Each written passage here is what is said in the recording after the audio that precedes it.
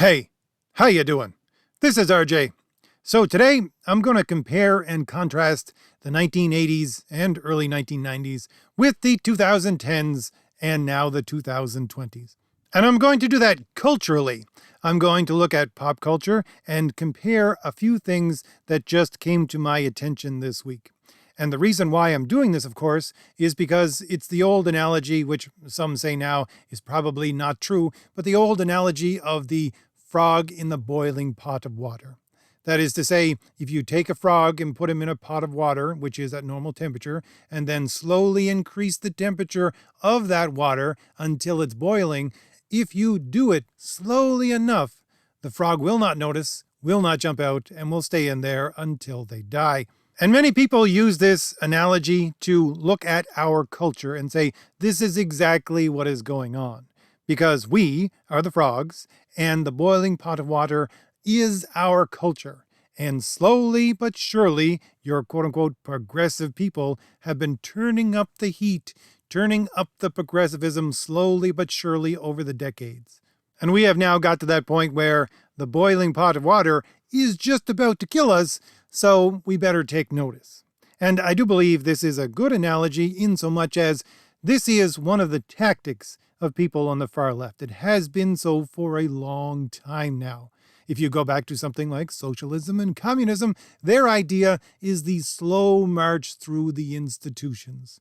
That is to say, you have this idea that is almost 100 years old now, where they've talked about, in different ways, infiltrating institutions and just getting your foot in the door and making sure you change things slowly but surely until it comes around to your way of thinking. And I think when I put it that way, many of you can recognize that this is exactly what has happened to many of our institutions around us in our culture today, especially pop culture and institutions that have, for a long time, provided us with entertainment. But before I do that, I just want to bring out a few things, some from my personal life, to talk about why I am in a good position, I would say, to talk about this diametric shift that we have seen within our culture over the last couple of decades. First off, I just want to answer an accusation that I usually get every once in a while in the comments of my videos. People saying to me, you just don't like change. And I would say, well, yes and no. I don't think change in itself is a good thing. There is good change and there is bad change. Or to put it another way, change is limited by the things that we can do. It is limited by quantity and quality. All of those things place limits on change to the extent that there is change we can make. We can move forward, but it is a closed system whereby we can only go so far forward. And that's because of our human nature and the nature of reality around us.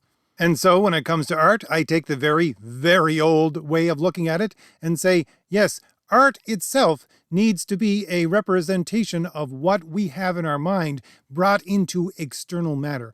And as such, it can be shaped and wrought and brought into a better state, a state where you remove all of the error. And if any change needs to happen to that in the future, you should take those basics of how it has worked in the past and how it has influenced us and continues to be part of our culture and use that as your bedrock. You don't throw it out the window just because you want something to change. Secondly, I never really talked about this before, but I'll give you a little bit of background on myself. Really, within the late 90s, I pretty much went off-grid. And I didn't come back to what most people would think of as civilization, or at the very least, caring about what happened in the rest of the world or even in the rest of the country until about 2014, 2015. In the mid to late 90s, I was working on my second undergraduate degree and then was moving on to a master's program. And the thing is that when you go into it that much, really, you live like a hermit. You live like a monk in a cell. Pretty much what you're studying is all you concentrate on. And that was the beginning of me withdrawing from society. And after that, while I did begin a business and a whole lot of things like that, I still didn't really care about anything going on in society. I didn't have a television. I didn't listen to the radio. I didn't really use the internet that much, except for what I had to use it for. Certainly not to look at any kind of news or cultural things. I stopped buying comics, of course, except for the fact that I would buy small, old collections from people and things like that. And by the way, some people accuse me of not being able to speak on anything within comics because I was out of it for so long. But I would say, yes, I did catch up on what happened in comics during that time, because when I went back to the comic shop after 2015, I bought almost entire runs of things that had happened in that time because they were all in the $1 or 50-cent bins. But anyway, my point being that I kept my head down and really didn't interact with many people, with many things, certainly not with the world, from around the mid-1990s until about 2014, 2015. And so I was not the frog in the boiling pot. I was someone who still remembered the 1980s and the early 1990s, and I was living like that up until about 2015. And then someone hit me in the face with what was going on in 2015. And I went, what? Are you serious? And added to that, a lot of people tell me that I have a freakish kind of memory. I'm sure a lot of you out there probably have the same thing. I'm sure it's not that uncommon. And to describe this, I'll give you an example. I had a friend. She got for Christmas the old Magnum PI series. This was a while ago. And she wanted me to watch it with her because she knew I liked 1980s things. And so we started to watch them. And as we started to watch them, I kept on falling asleep. And she became very annoyed with me and said, "Why in the world are you falling asleep? I thought you liked this show." And I said, "Yes, I do. But the fact is, I've watched all these before. I know exactly what's going to happen at every moment. And therefore, it's not engaging to me in any way." And she looked at me and said, "When is the last time you watched these?" I said, "When they came out." And she looked at me again and said, "That was 1981. How do you remember exactly what is going to happen next?" And I said to her, "Watch, this is going to happen next, and this is going to happen next, and this is going to happen next." And it did. That's the way my memory works. Again, I don't think it's probably that uncommon. I'm sure some of you in the comments can tell me, yes, that's exactly how my memory works as well. But for me, since I can remember things that happened in 1980 like it was yesterday, really the passage of time is not to me what it is to a lot of other people. Since I can remember 1981 or 1995 or 2000 just like that, well, it doesn't really seem like it was that long ago to me. And on top of that, the fact that the place where I grew up, it actually seems almost like the 1950s even today. Why? Because in the 1950s, it seemed like the 1900s. So again, my point being, I'm not the frog in the boiling pot of water. I'm a frog who got tossed into the boiling pot of water and was expected to stay there. And I said to myself, I don't think so. So to do this compare and contrast, I'm going to give you what stands out in my mind as the quintessential picture of these Marvel heroes in the decade of the 1980s, maybe early 1990s, and compare that with the series of pictures from Marvel covers that are going to be coming out soon this summer from a new Marvel event. And two little notes. I think this is a very good way of doing this because, number one, when you look at a culture's heroes and how they have changed, it is something that digs right into the heart of what that culture is and how it has changed. And number two, I gave you all of that big preamble about myself because I'm going to make a couple of comments about each of these pictures, and hopefully it represents what I thought back in 1980 as compared to what I think about these newer pictures after having listened to and recorded the mindset of these people producing these kinds of quote-unquote heroic stories today. The first is Jean Grey, Marvel Girl. Back in the 1980s, early 1990s, she was a devoted mother, a devoted wife, and she carried herself with poise because she knew who she was, because she had to stare down the darkest parts of herself and come out at the end of that on top. And here is a picture of Jean Grey today. And what is her attitude today? Well, she's a self-centered polygamist who routinely indulges in the darkest parts of her power by controlling people's minds, and yet is portrayed as an innocent, fairy-like creature. Here's an old picture of Rogue, who as a character was, for the most part, just dripping with sensuality. And it was because she was a broken individual who was cut off from the world, and really the visual was the only way she could interact with it. Here's a picture of Rogue today, a character that is meant to cut you off from the rest of the world by shaming you for your male gaze. Here's a picture of 1980s Tony Stark Iron Man, a self-made man who became so because all of his powers, and really all of his failings, come from his intellect. And so it was his strong personality that balanced that out and allowed him to be healthy and whole. And here we have 2022 Tony Stark.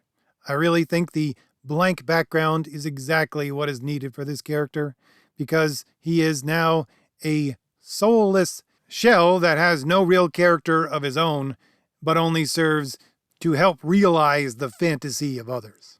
Here we have a picture of 1980s Falcon, a man who would not be put down, no matter if his back was against the wall or not. Here we have 2022 Falcon, a picture of exactly what quote-unquote progressive people have been trying for so long to make black men into: effeminate, controlled, and wearing the mantle of someone else. Here's 1980 Scarlet Witch, and I'll admit, she hasn't changed very much. She used to be, well, not just eye candy, but really a convenient plot device that would allow the writers to skip out on the more intrusive parts of reality within their stories.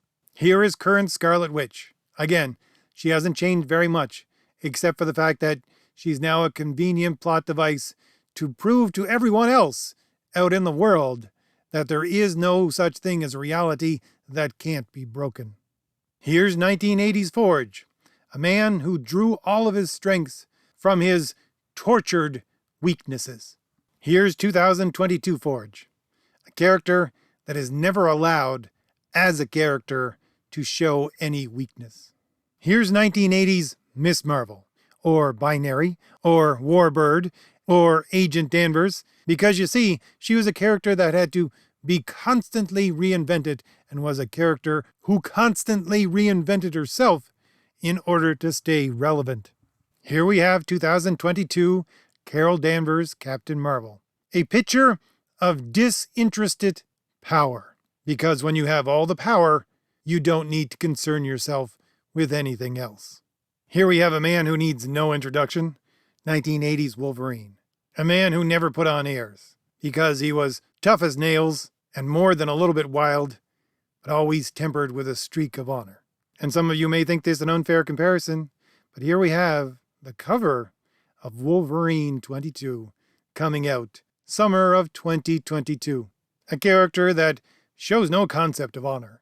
A character that plays at being tough, plays at being wild, and who is sold as dressing up as Wolverine, and therefore is Wolverine.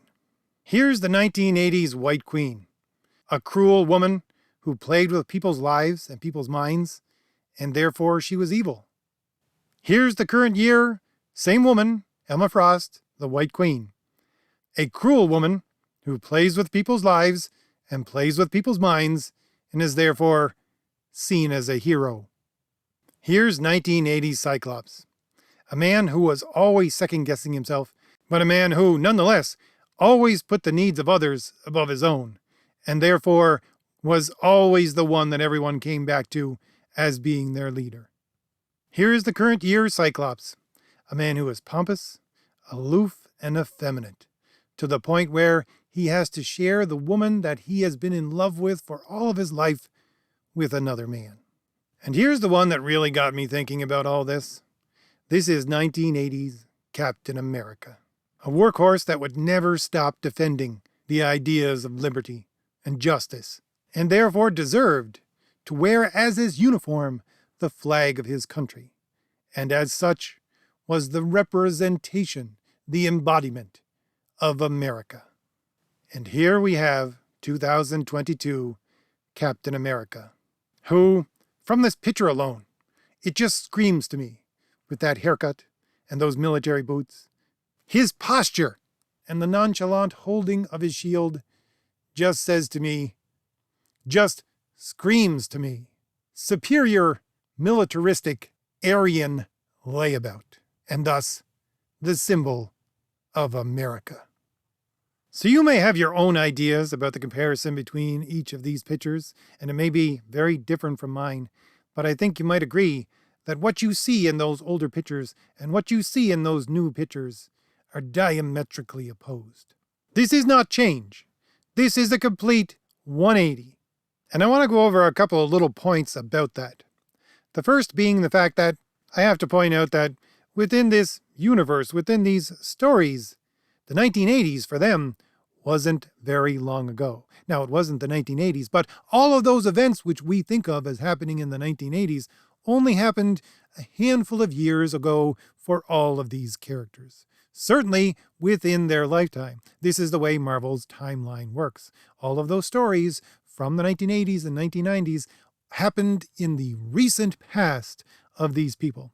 So, first of all, I have to point out that this diametric change in almost every one of these characters is just absurd within the story itself. You might get one person, two people, that is going to change their entire being to what was the exact opposite of what it was, but to have every last one of them do that, you're breaking storytelling right there. And this is what I was talking about at the first. If you want to have change that's organic and means something and deepens the character, then yeah, that's the way a character works because that's the way reality works. But to throw everything out and basically start anew, which is what has been happening since the 1990s, honestly, with the deconstruction of every character, no, that's not good storytelling. To the point where I don't think it's even storytelling at all anymore. Number two, you may be asking yourself, first of all, where are these new pictures from? Well, they're from a new annual event that is going on within Marvel. This is the second yearly annual event of the X-Men Gala Ball. So all of these pictures are from a literal comic event in Marvel where they go to a gala ball. And it's now going to be a yearly event. And while I thought last year's was bizarre enough, to make it yearly is just, it's insane. But I can tell you exactly why they're doing that. And I can tell you why and show you why by going back to that picture of Cyclops. The exact reason why Cyclops looks like this is because they're all dressed like runway models. Quite specifically, this is what they did. They hired fashion designers in order to come up with the clothes that they're going to wear within these gala ball events. And why do they do this? Well, this is what I call the feminization of comics and our heroes themselves. And this is something that has been going on at Marvel for a long time now. If you've listened to my channel for any length of time, you might remember that Marvel has a staff writer who is a fashion writer. That is to say, she writes exclusively about the fashion within Marvel Comics. Now, first off, do I think it's bad that they have fashionable characters? Well, no. If it actually has something to do with the story, if it actually tells a visual tale of what is going on in the background, but that's not what they're doing. And I know this quite specifically, again, because I listen to Marvel podcasts and hear the reasons why they want to put all of this fashion into these stories. And indeed, why they have a fashion writer to begin with. It is the deliberate feminization of all of these stories, of all these characters, of all of these heroes. And it stems from the fact that Sana Amanat was hired to change the entire fan base of who bought Marvel Comics. They wanted that fan base to be much more stable and in line with their political ideas, so their new fan base was, at its core, centered around women. And not just any women, and not the typical women who usually are attracted to comics, I might say, but women who love fashion. And they described this in one of their podcasts, talking about the fact that they wished to make covers for Marvel Comics something that would turn the head of a woman as if she was walking by a store with giant windows and fashion displays. And I've gone over this in a number of videos, so I'll just give you one example of not just doing this within the comics. They also wanted to do this within the animation that they were doing for Marvel characters, for Marvel Rising itself. Two of the executive producers for this animated movie, who were two VPs at Marvel, one from Marvel Comics and one from Disney Family Entertainment, specifically chose the people who are going to animate this cartoon based upon the fact that they could get the hair and the fashion right so that they could draw in girls. And why? Well, because, as they said in that interview, it's no longer about what they said, kicking of butts. It's the fact that if you have a character, can they be a good friend? Can they have empathy for what you're feeling? And this is exactly leading into another podcast that I listened to from Marvel Comics, where they interviewed Ann Nesenti, one of the great writers from the 1980s. And she said, comics are about a fight. It always comes down to a fight. And then the interviewer, who was Sana Amanat, said the exact same thing she had said before, that this is not what comics are about anymore. It's about empathy. It's about being a friend. Again, it's about all of these female attributes. And once again, you might think that's a good thing or a bad thing, but it's diametrically opposed to what it was within the 1980s. And so your characters and your heroes are quite specifically diametrically opposed, the exact opposite, the mirror image of what you had seen in the 1980s. And lastly, on that point, I just want to point out the fact that they have not been able to get any kind of an audience from this, and yet they're still going whole hog at it. And secondly, no, it's not just about getting an audience. It's about a culture war battlefield. And that is the fact that you have to effeminize men if you want to control them. And this was given as a great example, once again, going back to Sana Amanat, when she was talking about that Marvel Rising show and other animated shorts and television shows that were coming out from Marvel. And she was promoting it on one of the podcasts. And she was talking directly to parents. And she said to these parents, you parents, you need to take your little boys and sit them down in front of these things and teach them to like girl things. Again, this is the feminization of an entire generation of men and boys. And once again, I have to point out, let's just take another look at Cyclops from the 1980s. He looks like those 1980s or a stand-in for one of those 1980s hyper-masculine action stars. And what does he look like today? A fashion model. And here's the real point of all of this. This is simply a visual representation of what your quote-unquote progressives have been doing for quite some time now. That is, to redefine a thing as having the exact opposite meaning of what it does mean in reality. I actually did an entire video about this when they tried to change the tagline of Superman from Truth, Justice, and the American Way to Truth, Justice, and Tolerance. You had the writer of that comic, and he was saying, look, this was something that's from an old serial from the 1930s. And then he went on to define what tolerance actually meant. But his definition of what tolerance actually is, supposedly is just a progressive definition of tolerance. That is to say, acceptance of everything. But that's not the actual definition of tolerance. Again, in that video, which I'll link in the description, I went back to the old 1930s and prior dictionaries to look up what tolerance actually meant. Because I actually collect dictionaries, it's just some weird thing that happened. Anyways, if you look at the definition, when it was originally used, originally meant, what is the definition of tolerance? Tolerance is not being accepting of everything. Tolerance is to endure that which you know is wrong, or at the very least, that which offends you. It's not to say it's right, it's to endure it. And they do this over and over and over again with language, in order to undermine anyone who will argue against them. If you don't have the ability to define words as they actually are in reality, then you can't argue against them. Again, let's just look at what happened this week, where a Supreme Court justice, or someone who is supposed to be a future Supreme Court justice, claims that she cannot define the simple thing of what is a woman. Or even go back to the idiotic statement of Bill Clinton and defending himself by saying, well, that depends on what the definition of is.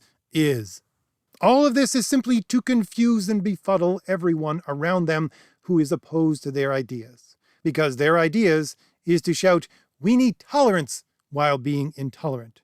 To say, we need inclusion while excluding as many people as possible. Saying we need justice when they are being extremely unjust. To pretend at having virtue when they have nothing but vice. And to pretend to present us with heroes when they are nothing more than villains. Because, as I said, there is many different ways in which they can redefine a thing, or try to redefine a thing. And here we see, not just visually, but also in the creation and fundamental building of a character.